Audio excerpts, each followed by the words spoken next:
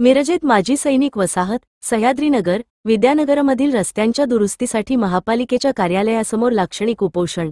महापालिकेच्या प्रभाग 2 अंतर्गत येत असलेल्या माजी सैनिक वसाहत ते सह्याद्रीनगर, सह्याद्रीनगर ते अस्वले कॉलनी ते विद्यानगर, सावळी रोड शासकीय क्वार्टर्स ते विद्यानगर या प्रमुख रस्त्यांची अवस्था अत्यंत खराब आहे।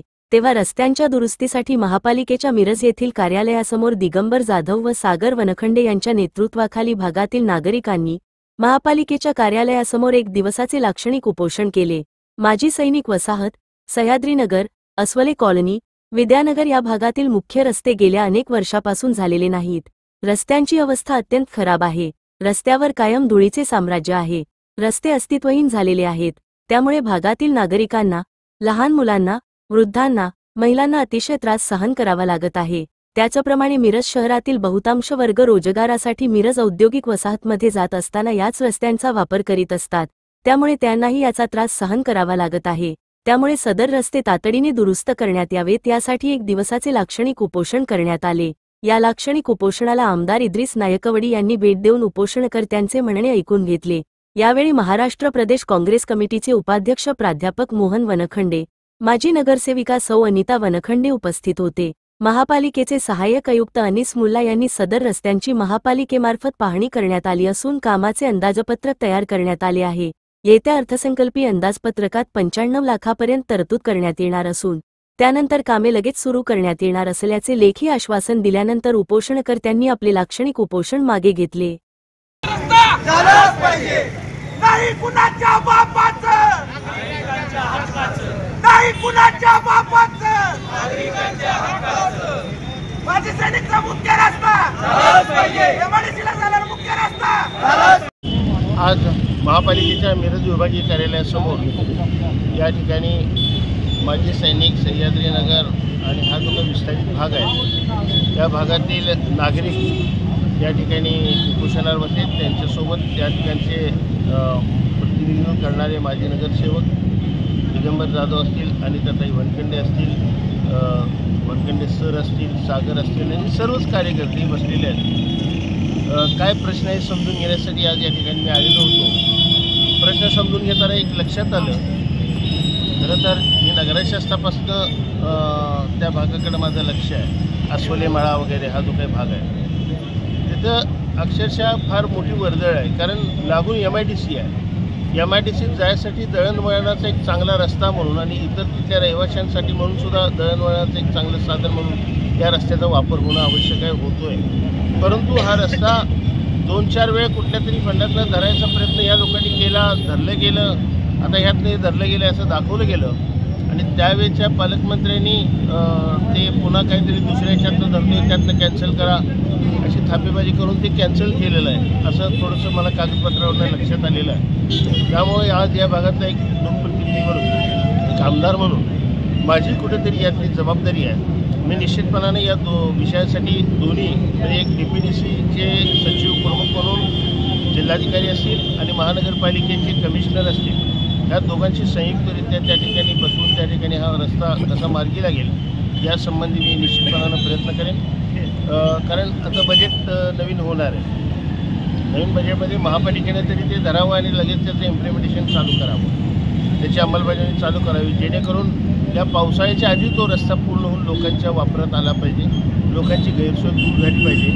प्रामाणिक इच्छा आहे तिथल्या लोकांची आणि तिथल्या लोकप्रतिनिधींची की हा रस्ता कोणत्याही परिस्थितीत झाला पाहिजे। त्यासाठी मी सुद्धा या ठिकाणी या जिल्ह्याचा आमदार म्हणून त्या ठिकाणी निश्चितपणाने या कामात त्यांना मदत करेन आणि हा रस्ता जेणेकरून लवकरात लवकर त्याचा पूर्ण करता येईल या दृष्टिकोनातून ज्या ज्या स्तरावर, ज्या ज्या शासकीय पातळीवरून ज्या ज्या अधिकाऱ्यांना योग्य सूचना देण्याची गरज आहे त्यांना सूचना देऊन त्यांनी निश्चितपणाने हा रस्ता पूर्ण करून दिला। आणि आता मी आमदार होऊन 1-3 महिने झालेत आणि मी ऑलरेडी जरा थोडंसं राज्याची माझ्यावर जबाबदारी असल्यामुळे मी राज्यातच जास्त वेळ घालवलेला आहे। आता थोडासा वेळ मला मिळालेला आहे माझ्या स्थानिक जिल्ह्यापुरतं किंवा या महापालिका क्षेत्रातल्या प्रश्नात लक्ष घालायला। माझ्याकडे अनेक संघटना, अनेक लोक येऊन गेलेले आहेत। घरपट्टी संदर्भातलं त्यांचं म्हणणं मी ऐकलेलं आहे, बघितलेलं आहे। निश्चितपणाने काहीतरी चुकीचं झालेलं आहे हे 100% आणि ते दुरुस्त करावंच लागेल, करून घ्यावंच लागेल। प्रशासन आता प्रशासकीय काळ आहे म्हणजे असं नाही आहे की त्यांच्या मनाला येईल ते त्यांनी करावं, परंतु काहीतरी प्रोसेस आहे प्रत्येक गोष्टीला. जर तुम्हाला वाढीव घरपट्टीच्या नोटिसा द्यायच्या असतील तर सगळ्यात पहिलं तुम्हाला मूल्यांकनाची नोटीस द्यावी लागेल आणि त्यात त्यांच्या हरकतीचं तुम्हाला नमूद करावं लागेल.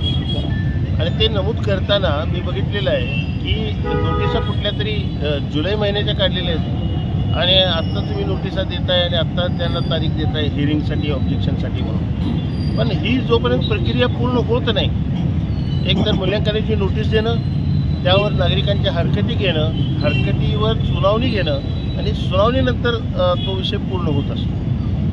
जिथंपर्यंत माझी माहिती आहे आणि जिथंपर्यंत मी महापालिकेत काम केलं, माझा जो अनुभव आहे ते सांगतो, यातली काहीच प्रोसिजर झालेली नाही आणि डायरेक्ट तुम्ही वाढीव घरपट्टीच्या नोटिसा दिल्या. ते चुकीचं आहे, त्यामुळे ते आज उद्या त्यांना ते रद्द करावंच लागेल. जर लोकांच्या रेट्यामुळे ते रद्द करावंच लागेल त्यांना. आणि लोक फार आक्रमक आहेत या बाबतीत, लोकांच्या भावना तीव्र आहेत हे मी समजून त्या विषयात सुद्धा मी लक्ष घालतोय आणि ते दुरुस्त करण्याची भूमिका त्या ठिकाणी आमची असणार. प्रचंड झाली होती, रस्त्यावर धुळी साम्राज्य प्रचंड होतं. त्यामुळे आम्ही मागच्या महिन्यामध्ये आयुक्तांना निवेदन, उपायुक्तांना निवेदन दिलं होतं की बाबा तात्काळ याच्यावर काहीतरी कारवाई करून रस्ता येणारा बजेटमध्ये पकडा. पण त्यांच्याकडून कुठलीही तशी काय कार्यवाही दिसली नाही. त्यामुळे मी सागर वनखंडे तसेच सगळे भागातील नागरिक व आमचे सर्व मित्र या ठिकाणी आज लाक्षणिक उपोषणला बसलो होतो. या ठिकाणी मिरजेचे आमदार आदरणीय इद्रिसभाई नायकुडे यांनी आम्हाला पाठिंबा दिला. तसेच काँग्रेस प्रदेश उपाध्यक्ष माननीय मोहन वनखंडे सर यांनी आम्हाला पाठिंबा दिला. भागातील नागरिकांनी आम्हाला या ठिकाणी येऊन पाठिंबा दिला. किमान 150 नागरिकांनी या ठिकाणी सह्या केलेल्या आहेत.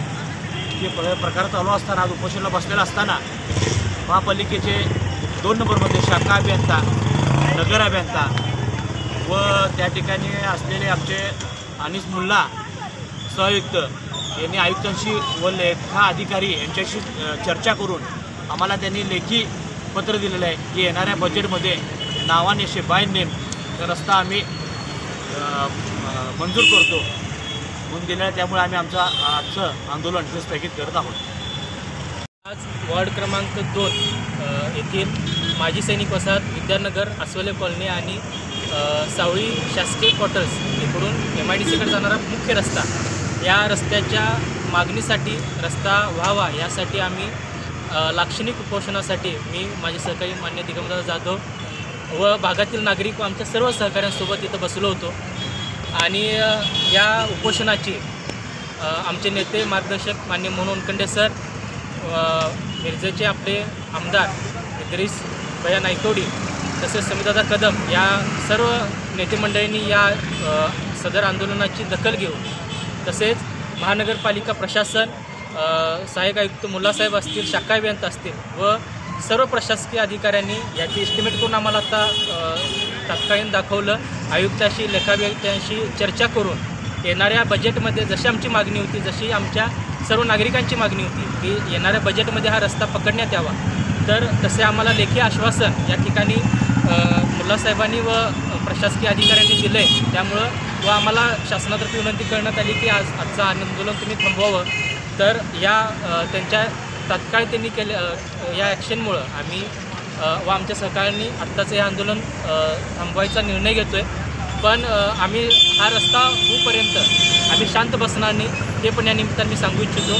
व खरोखर या नागरिकांना या त्रासातून प्रशासनानं व सर्वांनी मुक्त करावं अशी आमची प्रामाणिक मागणी आहे. ही मंजूर व्हावी ही आम्ही कळकळीची विनंती करतो आणि थांबतो.